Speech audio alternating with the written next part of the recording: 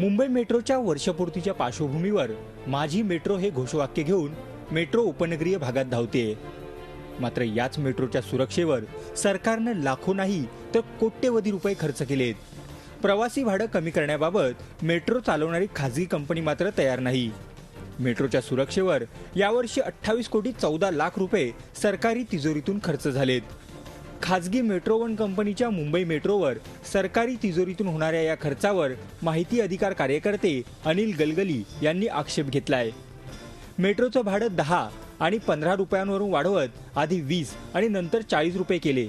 त्यावेळी मेट्रो कंपनीनं सरकारचं काही ऐकलं नाही। अशा परिस्थितीत या मेट्रोच्या सुरक्षा खर्चाची जबाबदारी मेट्रो वन कंपनीवर का असू नये असा मुद्दा उपस्थित केला जातोय।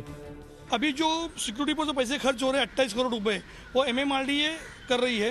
तो हमने सरकार से मांग की है कि जो सुरक्षा का एग्रीमेंट है आपने गलत बनाया है, क्योंकि Mumbai metro one company private होने से पूरा का पूरा प्रॉफिट से लेकर लॉस पूरा का पूरा जिम्मा मुंबई मेट्रो वन कंपनी पर ही तय किया गया है। तो सरकार इतने पैसे क्यों खर्च कर रही है? मुंबई मेट्रो वर्सोवा ते घाटकोपर दरम्यान 11 किलोमीटर धावते। या मार्गावरील प्रवासी भाडं मेट्रोनं 10 रुपयांवरून 40 रुपये केलंय। जनहितार्थ प्रवासी भाडं वाढवू नये अशी मागणी राज्य सरकारनं मेट्रो वन कंपनीकडे केली होती। मात्र त्यावेळी कंपनीनं सरकारचं ऐकलं नाही आणि भाडेवाढ केली। आता मेट्रोवर होणाऱ्या इतक्या भरमसाठ खर्चाचा बोजा पडलेलं सरकार खडबडून जागं झालंय। मेट्रोच्या सुरक्षेवर होणारा खर्च मेट्रो वन कंपनीनं करण्याबाबत विचार केला जातोय।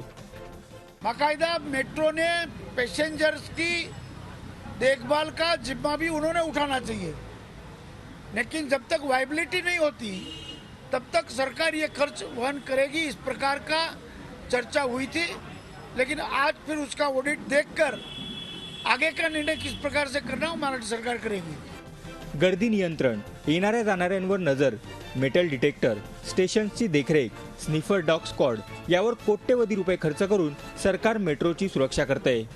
एहसान Abbas, Zee media, Mumbai. Zee 24 Taas रहा एक पाऊल पुढे।